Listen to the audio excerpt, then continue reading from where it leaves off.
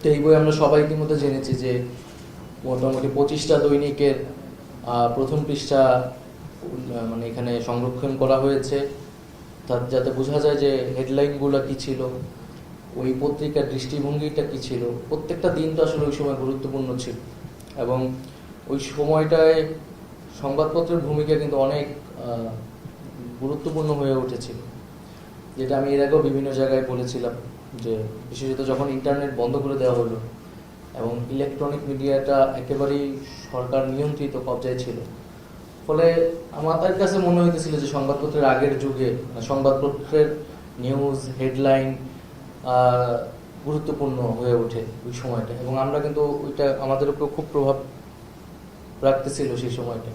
আমি এর আগে কয়েক জায়গায় গল্পটা পড়েছি যে যখন ঘুম থেকে আমি ফেরত আসি যে ভোরবেলায়, তো বাসায় ঢোকার আগে আমি কয়েকটা পত্রিকা কিনে তারপরে বাসায় যাই, কারণ আমি জানি না আমি কতদিন ছিলাম, কি অবস্থা এখন। তো পত্রিকা উল্টানোর পরে আমি বুঝতে পারলাম যে দেশে কি পরিস্থিতি চলতেছে।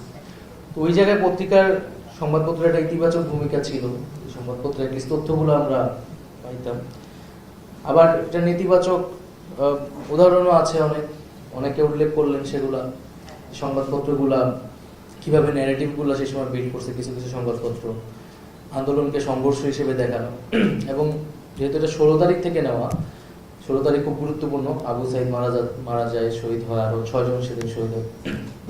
তো 16 তারিখ 15 তারিখ পর্যন্ত বা 14 তারিখ পর্যন্ত এই আন্দোলন তো ডিরেক্ট কোটা সংস্কারের আন্দোলন, এবং সেই সময়টাও যদি একই সমান গুরুত্বপূর্ণ ব্লকেট কর্মসূচি বা আমাদের ওই সময়টায়, বাট 16 তারিখের 14 তারিখ পর্যন্ত আন্দোলন নিয়ে অনেকের অনেক ধরনের প্রশ্ন জিজ্ঞাসা, বা এই আন্দোলনটা তার সাথে সংযুক্তই বা তার সাথে সম্পর্কযুক্ত নাও হইতে পারে, কিন্তু 16 তারিখের পর তো এটা প্রশ্নহীন হয়ে যায় যে এই আন্দোলনের সমর্থন আপনি দিবেন কি দিবেন না আসলে। তো ওই সময় থেকে 16 তারিখ থেকে 5 তারিখ পর্যন্ত আসলে এই পত্রিকাগুলো আসলে কি ধরনের হেডলাইন করছে, প্রথম পৃষ্ঠায় কি ছাপিয়েছে, এইটা মূলত বইটা সংরক্ষণ করছে। এবং এই বইটা মূলত মানে একটা আমরা কেন এই বইটাকে অ্যাপ্রিসিয়েট করতেছি, যাতে এই কাজগুলো আরো ভালো হয়, আরো বড় পরিসরে হয়। কারণ আমরা তো দেখতেছি যে সেই সময়ের অনেক রিপোর্ট ছড়াই ফেলা হয়েছে, অনেক নতুন চেহারা নিয়ে আসতেছে তারা। ডিজাইন, এলিগেন্স, বিউটি, সেরা পণ্য সবার জন্য জেভিকো। যদিও এই যুগে এটা সম্ভব না, আসলে আমাদের মন্ত্রণালয় থেকে উদ্যোগ নিয়ে সংবাদপত্রের এটা তো প্রথম পৃষ্ঠা, আমরা পুরো পত্রিকাগুলো সংকলনের ব্যবস্থা করতেছি বা করছি, কিছু দূর আগাইছে। তো এরকম বই আকারে আসলে সেটাও সাধারণ মানুষকেও আগ্রহী করবে। পত্রিকা ধরেন আমি যদি উদাহরণ দিই, আমরা যখন ডিবি অফিসে, তখন একটা পত্রিকায় ডিবি অফিসে আমরা পত্রিকা অনেক লুকায় শুকায় পড়তে পারতাম নানাভাবে, তারাও মাঝে মাঝে আমাদেরকে পত্রিকা। তো একটা পত্রিকায় হেডলাইন হলো প্রথম পৃষ্ঠায় যে সরকার পতনের টার্গেট ছিল 3 সমন্বয়কের, সেখানে আমার আসিফ এবং বাকেরের আবু বাকের মজুমদারের ছবি। তো এই মানে ডিজিএফআই এই নিউজটা পাবলিশ করাইছে পত্রিকায়, পরের দিন হারুন এসে এটা আমাদেরকে দেখাইতেছে, তোমরা তো এটার সাথে জড়িত, তোমাদের এই উদ্দেশ্য নিয়েই নামছো। সো এইভাবে হচ্ছে পত্রিকা ব্যবহৃত হয়েছে। এখন সেটার কারণে ওই পত্রিকার প্রতি বা ওইটার প্রতি আমার কোনো বিদ্বেষ বা প্রতিহিংসা বা একটু নেই। আমি ওই সম্পাদক বলছে যে এটা আমরা বাধ্য ছিলাম, কিন্তু আমি বলছি আপনি যে বাধ্য ছিলেন এটা তো জনগণকে আপনার এখন বলা উচিত, সেটার জন্য দুঃখ প্রকাশ করা উচিত, আপনার তো হচ্ছে সেই রিজয়েন্টার দেওয়া উচিত। এই পত্রিকাগুলো কিন্তু ওই যে ভূমিকার কারণে মিডিয়া, এবং গত কয়েকদিন ধরে আমি কথাটা বলতেছি যে বিগত সময় যে মিডিয়া বা এই আন্দোলনের সময় মিডিয়া যে পরিস্থিতির শিকার হয়েছে, বাস্তবতার শিকার হয়েছে, অনেক সময় সেলফ সেন্সরশিপ করছে, নিজের থেকে আদর্শিক কারণে তারা আওয়ামী লীগকে সাপোর্ট করছে, এর কোনো ধরনের বক্তব্য বয়ান কিন্তু জনগণের সামনে নাই। বলে আপনারা যদি এটা তো আমি শুধু সরকারের বিষয় না, আইনের বিষয় না, এটা খুবই আমি মনে করি নৈতিক জায়গা থেকে এই বিষয়গুলো আলোচনা হওয়া উচিত। এখন মিডিয়া যদি এই বক্তব্যটা না দেয়, তার পজিশন আসলে সে কিছু সে নিজেই বলুক, তাহলে কিন্তু জনগণের ভিতরে যে অনাস্থা মিডিয়ার প্রতি, গণমাধ্যমের প্রতি, সেটা কিন্তু কমবে না, এবং এই যে নানা ধরনের ক্ষুব্ধতা সেটা আসলে থাকবে। এরকম 2 আগস্টে মনে হয় একটা নিউজ হলো যে আন্দোলনের নেপথ্যে একজন তরুণ ইন্টেলেকচুয়াল বা এই একটা শিরোনাম আমার এক্সাক্ট মনে নেই। তো এটা মাহফুজ আলম, আমাদের পুরো আন্দোলনের সময় তাকে আমরা পিছনে রাখছি, সেভ করে রাখছি। কিন্তু 2 তারিখে হচ্ছে, অর্থাৎ এক একটা শিরোনাম ওই সময় এইগুলো একদম আমাদের মৃত্যুর পরোয়ানা নিয়ে আসতেছে, যে আমাদের নাম ধরে ধরে তারা এরকম নিউজ করা শুরু করতেছে ওই সময়টায়। 2 আগস্ট পর্যন্ত এই জিনিসগুলো হতেছে। তো সেই মিডিয়াগুলোকে এইভাবে ব্যবহার করা হয়েছে। এখনো মিডিয়াকে বিভিন্ন কর্পোরেট হাউস, অলিগাররা ব্যবহার করতেছে সংবাদপত্রে। তারা নানা ধরনের, সরকারের সমালোচনা থাকবে, আমরা সবসময় সেটা অ্যাপ্রিসিয়েট করি, কিন্তু এখানে ভিতরের যে রাজনীতি আসলে, কারণ আমরা তো এই সরকারটা অলিগারদেরকে আমরা সাপোর্ট দিইনি, তারা অনেকভাবে আমাদের সাথে এনগেজ হতে চাইছে, আমরা সমর্থন দিইনি। তো তাদের তো মিডিয়ার উপর তাদের একটা বড় প্রভাব, এবং তারা সেই মিডিয়াগুলোকে এখন ব্যবহার করতেছে আমাদের ক্যারেক্টার অ্যাসাসিনেশন করার জন্য এই সরকারের বিরুদ্ধে। নানা ধরনের যেটা অযৌক্তিক সমালোচনা তারা করতেছে। তো আমরা জনগণের সামনে পরিষ্কার থাকতে চাই, জনগণ সত্যটা বিচার করবে। আন্দোলনের ন্যারেটিভ নিয়ে অনেকে কথা বললেন। একটা তো হচ্ছে সেই সময় প্রচারণা ছিল, এখন প্রচারণাটা একটু ভিন্ন মাত্রায়, প্রচারণার একটা আন্তর্জাতিক মাত্রা পাইছে। এখানে এক ধরনের ভূ রাজনীতি যুক্ত হয়েছে।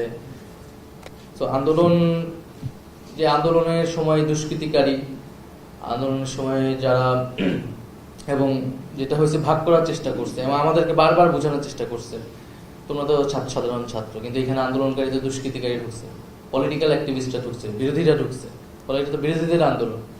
তো তোমাদেরকে তারা ব্যবহার করতেছে।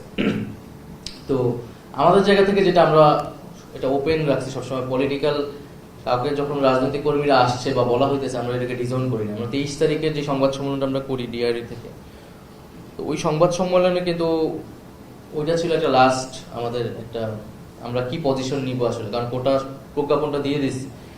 তো ওই সংবাদ সম্মেলনে আমরা স্পষ্ট বলি যে রাজনৈতিক দলের নেতাকর্মীদের নির্বিচারে গ্রেফতার করা হচ্ছে, আমরা এটা নিন্দা জানাই।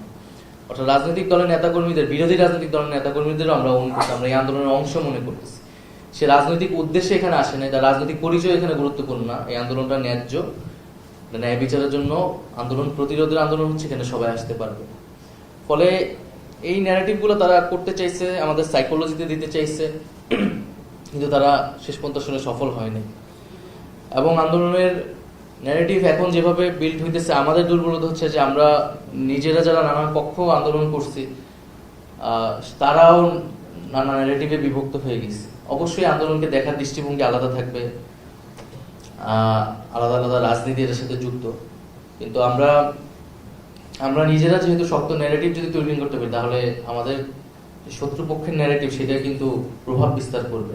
যে ধরনের ষড়যন্ত্র তত্ত্ব এখানে বৈদেশিক শক্তির সহায়তায় যেভাবে তারা প্রচার করতেছে, সেনা অভ্যুত্থান হয়েছে, ইসলামিস্ট অভ্যুত্থান হয়েছে, তো সেই প্রচারের বিরুদ্ধে আমরা কিন্তু বেশি ব্যস্ত হচ্ছে। আন্দোলনটা কি 36 দিনের আন্দোলন নাকি 15 বছরের লড়াই সংগ্রামের আন্দোলন? এই আন্দোলনে কি রাজনৈতিক দলের নেতাকর্মীদের ভূমিকা বেশি নাকি সাধারণ ছাত্রদের ভূমিকা বেশি? আমরা নিজেরা এই সকল ছোটখাটো ডিবেটে আসলে ব্যস্ত, কিন্তু বড় বড় ন্যারেটিভ আসলে তারা তৈরি করতেছে। আমি এই বিষয়ে সকলকে দৃষ্টি আকর্ষণ করতে বলবো যে আমরা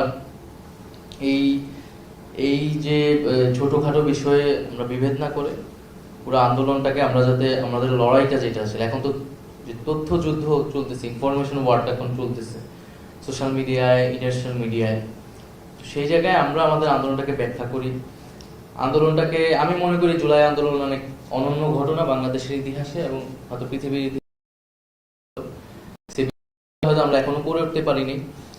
এই আন্দোলনকে অনেক গভীরে যায় বোঝা উচিত এবং বাংলাদেশের সমাজ রাজনীতির আলোকেই ব্যাখ্যা করতে হবে। আমরা নানা ধরনের কালার রিভলিউশন, অমুক অভ্যুত্থান, অমুক বিপ্লবের আলোকে অন্য একটা ফ্রেমে এটাকে বোঝার চেষ্টা করতেছি, কারণ আমরা আসলে এই আন্দোলনটাকে বুঝতেছি না, বা আমাদের সমাজের যারা আছেন, আমি মনে করি এটা আমরা আরো সৎ নিয়ত নিয়ে যদি আন্দোলনের গভীরে গিয়ে বোঝার চেষ্টা করি নিরপেক্ষভাবে, যে কোনো ধরনের চশমা ছাড়া, তাহলে হয়তো আমরা আন্দোলনের এই ব্যাখ্যা বিশ্লেষণটা আরো করতে পারবো। এটা আমাদের জন্য অনেক বেশি দরকার।